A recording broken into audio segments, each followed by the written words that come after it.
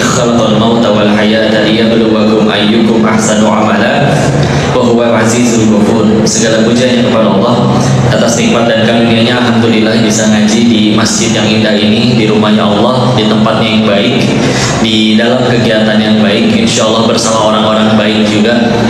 Semoga jadi wasilah kita pulang dalam keadaan yang baik, husnul khatimah. Dan selawat salam semoga selalu tercurah pada junjungan kita baginda Rasulullah Muhammad sallallahu alaihi wasallam beserta para keluarga dan sahabat-sahabatnya, dan semoga Allah sanggupkan kita istiqomah meniti sunnahnya insyaallah. Salam takzim kami ambil khusus pada Bapak Rektor Universitas Siti Rahmah Profesor Muslian Kasim, dan juga Ibu Ketua Yayasan Siti Rahmah Hajah Maizanis Bunda, makasih, dan seluruh yang hadir, bunda-bunda. Dan ini pemuda-pemuda, mahasiswa-mahasiswi sini semuanya. Coba dilihat dulu bentar. Oh, ini calon orang-orang sukses. Silakan dia. Baik, silakan. Tadi diminta Pak Prof cerita terkait ya tadi, termasuk salah satunya pemberantasan judi, tapi disebutkan katanya biar pada sukses. Sejatinya kita lurusin dulu sukses itu ya. Salah satu sukses yang saya yakini itu justru adalah nanti kalau udah nyampe surganya Allah ya. Dan yang paling sukses juga yang paling tambah dekat sama Allah. Jadi kalau sekedar viral, banyak artis yang maksiat terus viral banyak. Tinggal bikin sensasi juga ada yang bisa viral ya. Dan teringat nasihat dari sahabat mulia Abdullah bin Mas'ud radhiyallahu anhu, bahwa ada salah satu kelebihan kalau kita belajar itu, salah satu kelebihan kalau kita belajar ke orang yang sudah meninggal. Kenapa? Karena kalau sudah meninggal sudah lolos dari fitnah. Iya. Karena kalau kita belajar ke orang yang masih hidup, bismillah, mudah-mudahan istiqomah. Tapi namanya orang masih hidup masih bisa kena fitnah, kena ujian. Ya, bisa jadi nanti wafatnya ya tidak dalam keadaan beramal soleh. Orang udah meninggal, udah ketahuan lahirnya di mana, mungkin masa lalunya seperti apa, tapi akhirnya oh karyanya ini. Ya contoh kalau dari Sumatera Barat kita punya Buya Hamka rahimahullah ya. Sudah wafat, tapi pahala jariahnya masih mengalir. Karena saya sendiri pas ngaji tafsir pakai tafsir Al-Azhar Buya Hamka ya. Nah yang masih hidup, nah ini dia. Makanya bismillah, kalaupun semuanya ini pada pengen sukses, ya sukses mah nanti kalau udah nyampe surganya Allah. Kabar baiknya masuk surganya Allah nggak harus viral dulu, bahkan nggak harus nikah dulu ya. Jadi kalau di sini ada yang jomblo, setiap hari mikirinnya kapan menikah, tenang saja ya. Pada pengen nikah tidak? Pengen? Tenang, rumusnya sederhana. Jodoh itu cepat atau lambat pasti ketemu. Kapan paling cepat? Di dunia. Kapan paling lambat? Nanti di surga ya. Pertanyaannya satu, kalian mati ke surga apa enggak? Nah itu dia ya. Karena naudzubillah di luar ada yang rela bela-belain, rela kehilangan surganya, yang penting katanya dapat jodoh di dunia. Ya mohon maaf, dia lepas kerudungnya, dia izinkan dirinya dipacari. Jangankan pacar naksir, suka, satu dunia cinta sama kita, Allahnya nggak suka sama kita, juga kita yang repot. Jadi jangan mau ya. Sama seperti kalau pengen kaya, jangan tunggu kaya dulu baru sedekah. Sedekah dulu nanti Allah jadikan kaya. Jangan tunggu ada imam yang soleh dulu baru jadi soleha. Soleha dulu nanti Allah kirimin yang soleh. Sepakat kan? Kan? Ya udah istilah ya. Ya istilah. Karena banyakan pemuda izin ya.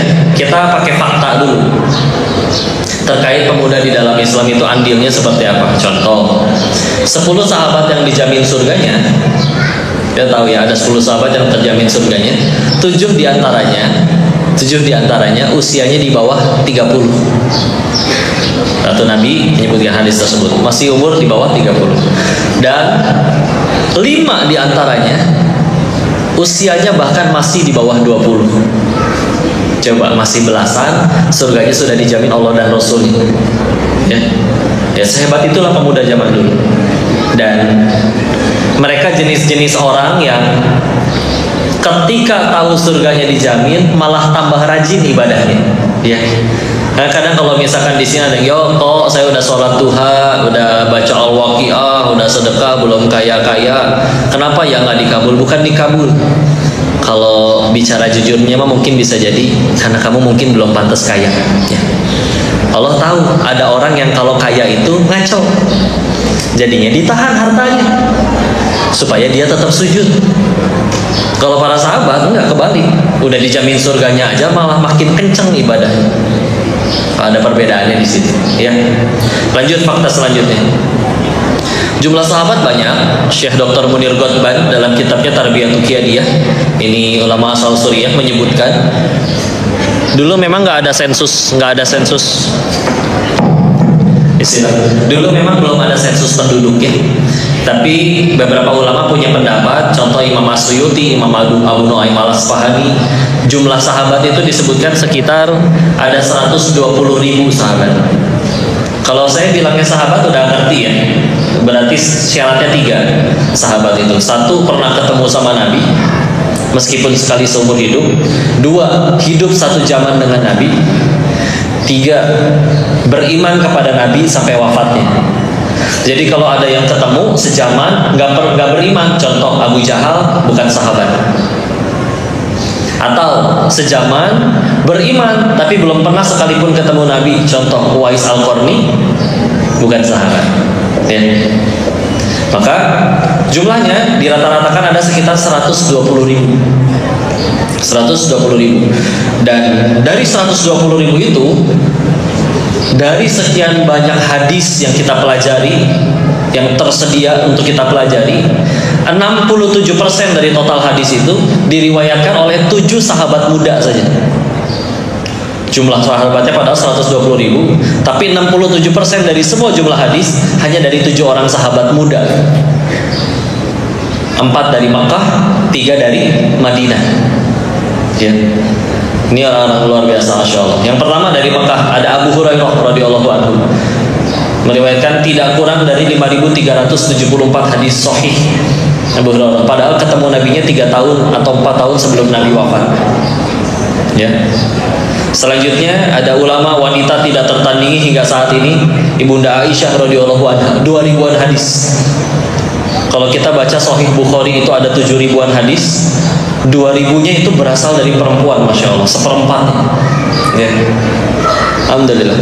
Terus yang 2 lagi, 1 sepupu Nabi Ibnu Abbas, Abdullah Ibnu Abbas. 1 lagi putranya Umar bin Khattab, Ibnu Umar, Abdullah Ibnu Umar. Itu 4 dari Makkah. Yang 3 dari Madinah ada Abu Sa'id Al-Khudri, Anas bin Malik, dan Jabir ibn Abdullah. Ini mudah-mudahan semua.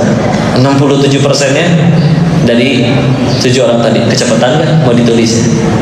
Ya. Lagi tidak? Abu Sa'id Al-Khudri, Jabir bin Abdullah, sama Anas bin Malik. Ya. Jadi kalau sebetulnya pengen ngingetin bahwa oh, andil pemuda tuh sehebat itu. Sehingga renungannya gini ya. Sahabat dari golongan yang sepuh-sepuh, yang tua-tua, itu kehitung jari. Mungkin yang paling terkenal kalian cuma tahu 1, mungkin cuma Abu Sufyan. Kecuali yang memang ngaji mustalah hadis ya, hafal nama-nama rawi. Paling yang terkenal cuma Abu Sufyan.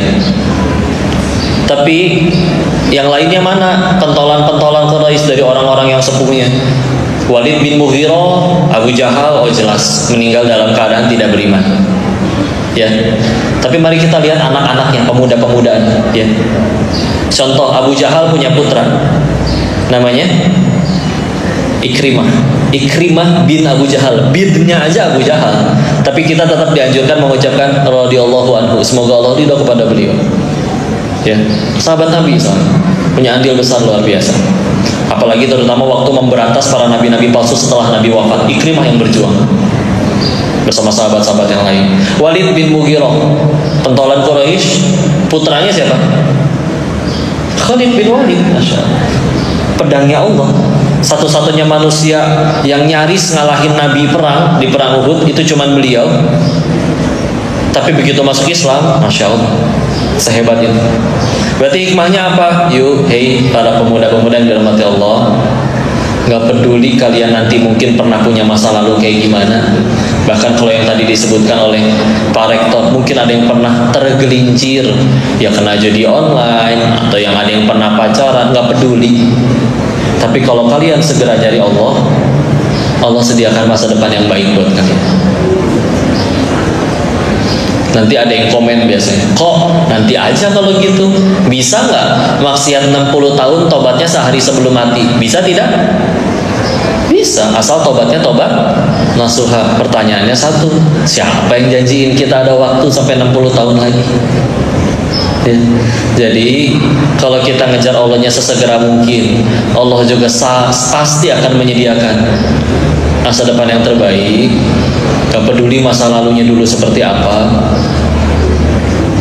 Tapi kalau dientar-entar, nanti lagi, takut gak keburu, ya. Takut gak keburu. Kabar baiknya, Allah itu gak pernah benci pendosa. Allah cuma benci dosanya. Allah gak pernah benci orangnya, Allah cuma benci perbuatannya. Kalau yang dibenci orangnya, udah-udahan dong kita semua. Salah satu ayat yang menguatkannya adalah, lihat nanti Quran surat ke-35, surat Fatir, ayat terakhir, ayat 45. Kalau di mushaf standar yang sehalaman 15 baris, pas pojok kiri atas sebelum Yasin, tinggal kesisa satu ayat, terus bawahnya langsung Yasin. A'udzu billahi minasyaitonir rajim. Walau yu'akhidullahu an-nas bima kasabu ma taraka 'ala dhahriha min dabbah. Kalau sekiranya kita berbuat dosa, balasannya kontan hari itu juga. Kata Allah, tidak tersisa makhluk bergerak yang bernyawa di muka bumi ini. Habis semua. Habis semua. Berarti maknanya apa? Satu, kita nggak ada yang luput dari dosa. Dua, dosa sekecil apapun aslinya kita pantas mati, ya. Kita pantas mati. Pertanyaannya, ini kenapa masih ramai begini pada hidup? Di terusan ayatnya, walakin yuakhiruhu ila ajalin musamma. Akan tetapi Allah akhirkan untuk mereka hingga waktu yang ditentukan. Jadi sederhana, nggak peduli masa lalu kita dulu seperti apa, kita ngeliatnya gini, kalau sekiranya kita habis bikin dosa tidak mati, sederhana, berarti Allah masih nungguin kita taubat.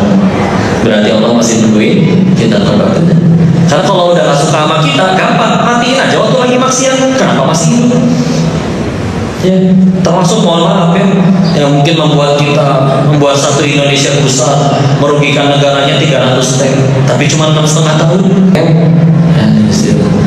Cara paling sederhana supaya pengen sukses, ada yang paling sederhana adalah cari masalah. Ulangi. Oh, jadi kita harus nyari masalah, tapi nyari masalahnya yang positif. Bukan Pak Rektor lagi nyebrang ditabrak, jangan. Itu nyari mati lebih tepatnya, ya. Cari masalah yang positif. Contoh, pandemi kemarin masalah tidak? Masalah. Ada kawannya ayah saya sebelum pandemi bangkrut, sisa uangnya dari banyak tinggal tersisa sekitar 100 juta katanya. Besoknya lockdown, PSBB, nggak boleh kemana-mana. Kata orang, wah udah kena masalah lagi, sudah jatuh tertimpa tangga. Tapi pikirannya bagus. Fa inna ma'al usri yusra, inna ma'al usri yusra. Ini di balik kesulitan ada kemudahan. Orang kan sulit nih, saya tinggal sediain apa yang jadi solusi buat kesulitan mereka. Dia dorong modalnya untuk jadi pengusaha masker pertama di Kota Bogor. Nggak nyampe 3 bulan, 100 jutanya udah jadi 800 juta. Ya, jadi kita bisa milih nih. Masalah pasti ada. Kalian hidup mau soleh nggak soleh, nurut nggak nurut, pasti ada masalah kan? Pasti. Nah, tapi ada yang milih hancur karena masalahnya, ada yang milih malah jadikan itu jalan dia tambah hebat. Tergantung, makanya mental yang dilatih bismillah. Contoh lagi, ada orang tinggalnya di dalam gang, angkot tidak lewat, motor tidak punya, tapi tiap hari harus berangkat kerja. Masalah? Di tempat lain ada orang punya motor tapi nganggur. Masalah juga? Dipersatukanlah dua orang bermasalah tadi dalam satu aplikasi. Ojek online misalkan, ya. Maka kalau si penemu aplikasi ojek online-nya minimal dunianya lebih sukses, ya wajar karena beresin masalah orang. Ya, jangan alergi sama masalah. Itu. Jadi kadang kita bisa jadikan itu jalan, ya udah tambah baik. Dan tentu tidak sempurna kalau tidak ambilnya dari Quran, ya. Kau pengen ada surat yang disunahkan dibaca setiap malam Jumat atau hari Jumat. Surat apa? Al-Kahfi. Al-Kahfi ini ada 4 kisah besar, tapi salah satu yang luar biasa di ayat 60 sampai ayat 82-nya.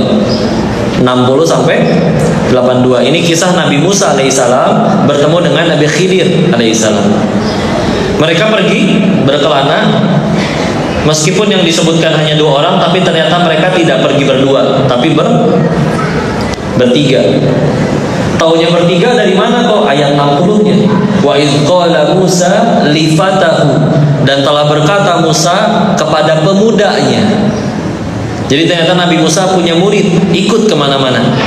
Yang dari Al-Fatihah sampai Anas, nama pemudanya tidak disebutkan sama sekali.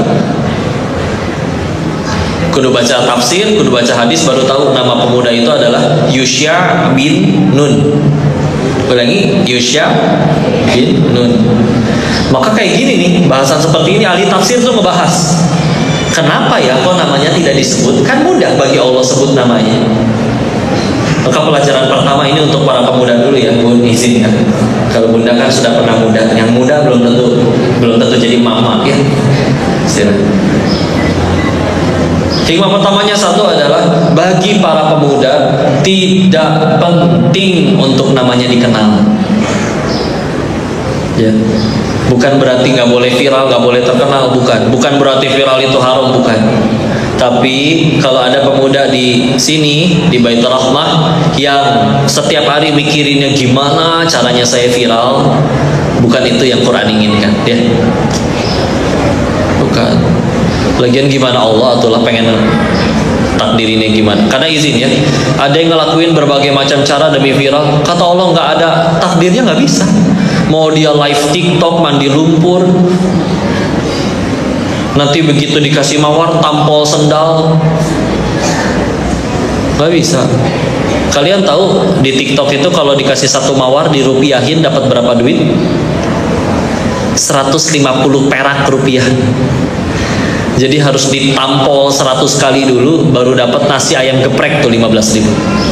Terkenal enggak, jeding iya bibir. Bukan itu yang Allah inginkan, ya. Itu satu. Yang kedua, kalau pengen tetap memperkenalkan diri, perkenalkan diri kita dengan 3 cara. 1, ilmu. 2, takwa. 3, prestasi. Ulangi, ilmu, takwa, prestasi. Oh, ini udah cara kenalin diri yang paling keren. Daripada kita banyak ngomong, ya. Misalkan kalian lagi di pasar, ada orang baru turun dari kendaraannya, mingkem, diem orangnya, tapi di sekeliling tiba-tiba pada ngomong, loh dia kan pendiri perusahaan itu, loh dia kan penemu teknologi itu. Ya, prestasinya yang mengenalkan dirinya. Daripada semua serba ngaku-ngaku. Ih, anak-anak ini soleh semua ya. Oh kan saya yang ngajar. Nggak enak didengarnya juga. Ih, gedung itu bagus ya. Oh kan saya yang bangun. Gak enak, karena biasanya kalau yang kayak gitu sama masalah di mentalnya. Biasanya hiperbola, ngaku-ngaku lagi. Ya. Hidupnya ngambek melulu biasanya. Bangun tidur kesel. Badan saya remuk, bohong. Ya. Coba badan remuk betulan, bisa bangun? Enggak, bohong aja kerjaan. Bangun pagi, nanya orang tua pengen sarapan, mah ada sarapan apa? Nasi kuning deh. Nasi kuning yang di depan, ih pucat gitu katanya. tapi pelan-pelan dicemilin habis, nyebelin dia. Berangkat ke kampus macet, nambel. Parah banget sih ini Padang. Di luar negeri nggak ada nih macet-macet kayak gini. Padahal ke luar negeri juga belum pernah ada. Gitu, ya. Nyampe kelas atau nyampe kantor marah lagi. Kalian tuh bisa diem nggak? Kepala saya tuh pecah, tahu nggak? Bohong. Coba kepala pecah di kantor, kan repot, darahnya di mana-mana, ya harus dipel. Ya. Kayak gitu aja hiperbola. Namanya ibu ambek sejati, ya. Ambek melulu. Jadi enggak ya, ke ilmu, takwa, prestasi. Udah, itu cara terbaik memperkenalkan diri. Wabil khusus ilmu ya, kita udah tahu lah, pasti sering dibahas ya. Fa'inahul ladzina amanu minkum walladzina utul ilma darajat, surat 58 Al-Mujadalah ayat 11. Allah meninggikan derajat orang yang berilmu. Beneran, ilmu itu ibarat mahkota, tidak terlihat tapi membuat ucapan kalian ditaati sebagaimana seorang raja. Ilmu itu juga ibarat harta, tapi dia ringan dan tidak bisa dicuri. Coba kalian punya uang 1 miliar dalam pecahan 2000 perak, kan repot ya bawanya. Di dompet gak muat, di motor gak muat, takut dicuri. Ilmu makin banyak, wah, apalagi kalau kita sampai punya ilmu yang orang lain gak punya, dicari itu demi Allah sama orang. Dicuri, gimana caranya nyuri? Lagi tidur gitu kupingnya dicolokin flash disk, nggak bisa ya. Dan tidak ada seorang kiai saking banyaknya ilmunya jadi kalau jalan tuh kepalanya tengkleng berat sebelah, nggak ada ya. Ringan, mau baca berapa ribu buku juga tetap aja di kepala. Duit dibagiin habis ya, kalau misalkan ilmu dibagiin barokah, nggak berkurang. Masa saya ngasih tahu satu hal, pengetahuannya pindah ke ibu, di saya hilangnya jadi amnesia? Nggak mungkin ya. Ini wasiat ya, punten, ini mah pun bukan so tahu, udah cuman ucapan dari orang yang udah lebih tua aja. Koko lahir tahun 91. Kalian yang sekarang kuliah kelahiran berapa biasanya? 2005. Berarti satunya 400 ya, 2005. Iya, pas ya. Bukan duit ya. Kalau di 2002 kan 1000 berarti satunya. Kelahiran 91. Kalau tahun ini berarti 33, 34. Kalau kita nggak ketemu lagi, nggak ada umur, anggap ini wasiat ya. Dek, yang keras sama diri kalian ya. Kalau kita keras sama diri kita sendiri, nanti dunia datang dengan lembut, bahkan sujud di hadapan kalian. Tapi kalau kita lembek sama diri kita, yang lain juga nggak belajar, yang lain juga nggak bikin tugas, yang lain juga tidur, main game, lain-lain. Nanti dunia yang datang dengan keras menghantam kita, dengan pahitnya pengangguran, dengan pahitnya diremehin waktu reunian. Dengan ya keras. Bukan berarti nggak boleh main, nggak boleh istirahat. Ada waktunya. Tapi giliran waktunya belajar, ternyata yang lain nggak belajar. Keras, bismillah, beda sendiri. Kan kita di masa depan tergantung hari ini kita ngapain kan, kalau mau jujur. Yuk keras yuk. Izin contoh ya. Kau pernah ketemu seorang fotografer, seumur hidup nggak pernah ngelamar kerja. Setiap hari dia sibuk memperahli dirinya sampai benar-benar ahli, jago, sampai dia punya kemampuan yang orang lain gak punya. Jadi cari akhirnya. Ada orang mau nikah, Pak, saya mau nikah, tolong difoto sama Bapak. Kapan, Mbak?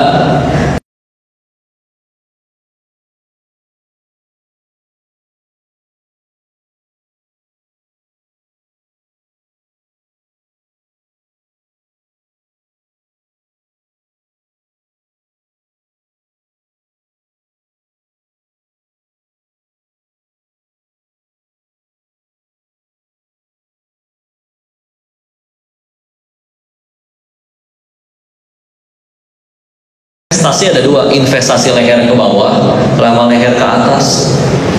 Leher ke bawah kadang punten dia ganti handphone, ganti baju, pakai pakaian dan sepatu mahal.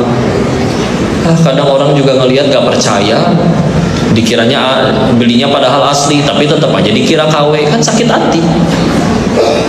Kan orang tahu gaji dia 4 juta, kok bisa punya handphone 25 juta, kan repot. Kalau nggak dikira menang judi online, ya dikira palsu. Niatnya pengen naikin derajat, malah direndahin orang. Tapi kok ini beneran 25 juta, serius kepake semua. Kadang juga udah beli handphone mahal-mahal, tetap aja cuma dipakai WA. Itu WA cuma dari grup gibah, udah tuh buat apa? Handphone 1 juta juga bisa buat gibah. Lagian kan kita meninggal nggak ditanya merek handphonenya, dipakai apa tuh handphone? Ya sudah ya. Orang bilang masalah kemanusiaan paling besar kemiskinan, kelaparan, kriminalitas, salah.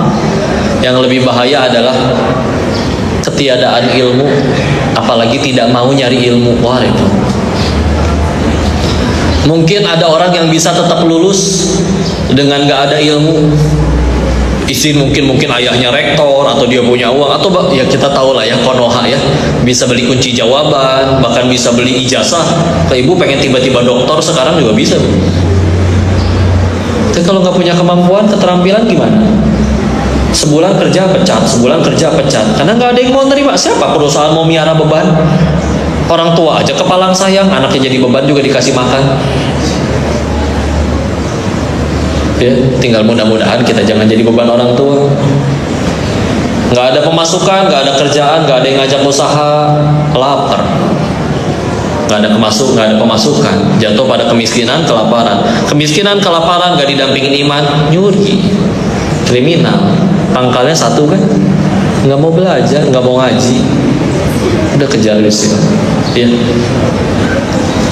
Dan tapi kan kemampuan otak orang beda-beda. Oh iya betul. Makanya kan tujuan pendidikan dalam Islam itu bukan bikin pintar. Contoh, kalau kalian kuliah sekolah atau ibu-ibu anaknya pada sekolah biar apa bu? Pintar. Ya bagus sih, pintar memang bagus. Tapi tujuan utama pendidikan dalam Islam bukan bikin pintar. Karena contoh, di luar banyak orang nggak sholat, nggak Islam, tapi pada pintar, ada nggak bu? Ada. Nih, tapi kalau kita bisa ngelihat, ada maling bodoh, malingnya mau nangkap ayam, ayamnya nggak ketangkep, malingnya ketangkep, bodoh berarti itu maling. Ya. Lihat kalau ada orang bodoh tapi jahat tapi bodoh, jangankan nyelakain orang, nyelakain ayam aja gagal. Yang repot kan kalau malingnya pinter tuh, yang nyolong sendirian, yang lapar jutaan rakyatnya. Nah, ini repot.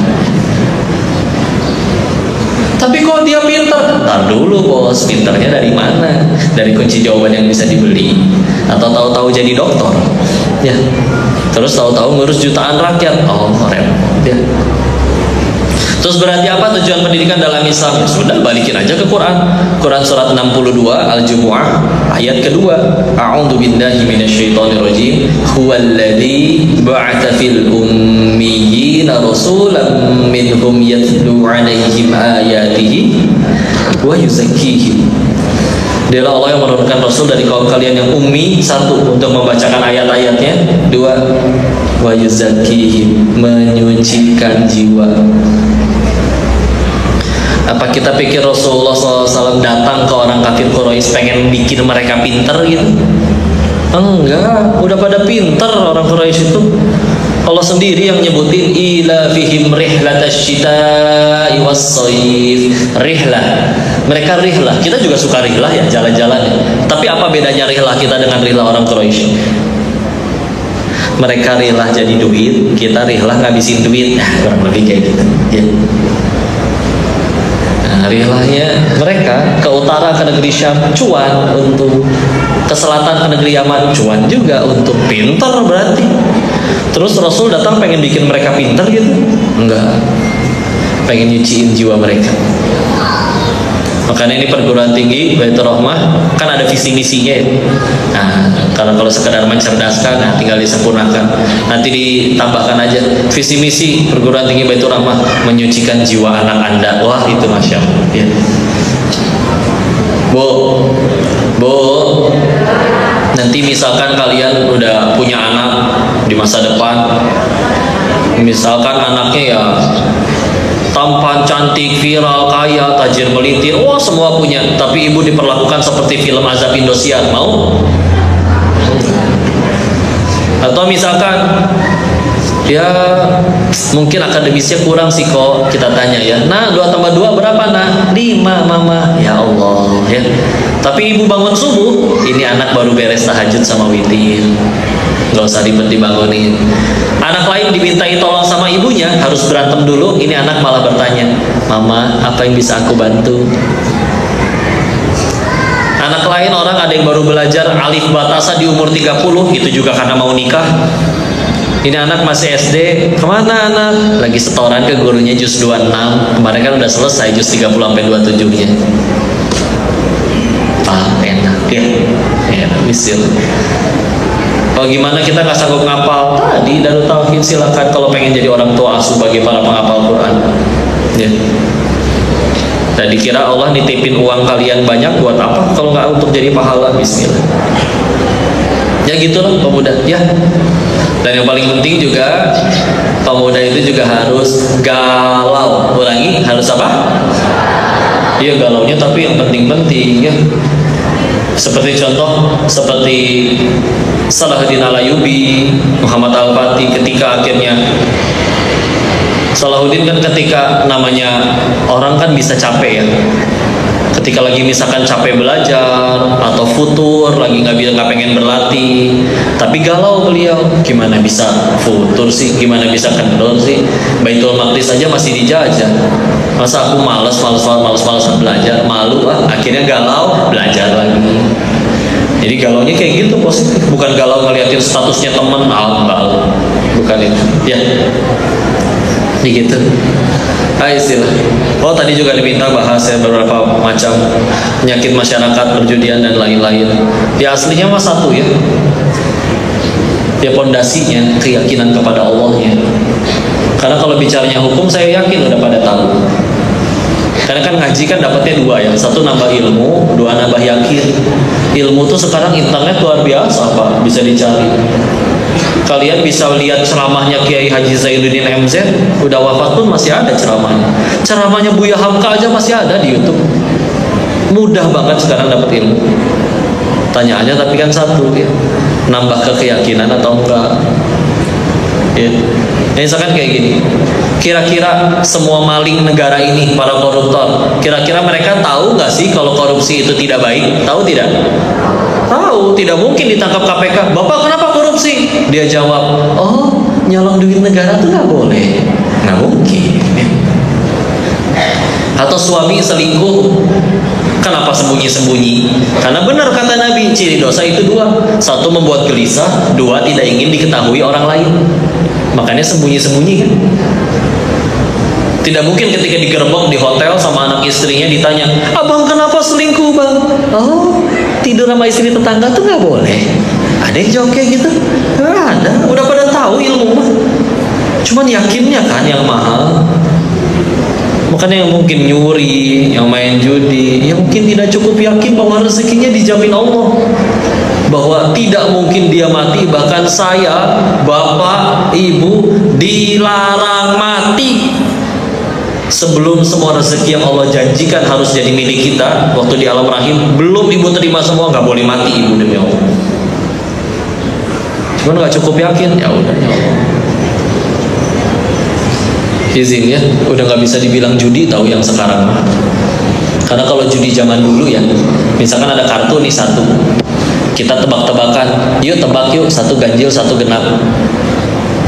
Kan 1 pasti menang, 1 pasti kalah ya nggak? Anggaplah kita taruhan 100 kali, taruhannya sama, ganjil terus, yang itu genap terus. Masa ganjil 100 kali kalah? Nggak mungkin dong. Kalau benar-benar tanpa didicikin. Nah ini kan yang kita lawan sistem. Sistemnya yang bikin orangnya juga serakah, pengen jajanin anak istrinya atau bahkan jajanin selingkuhannya. Terus akhirnya dia bikin isi sistem di mana sistemnya pasti nguntungin yang bikin. Ada orang menggantungkan rezekinya di sistem yang dibikin sama orang serakah itu.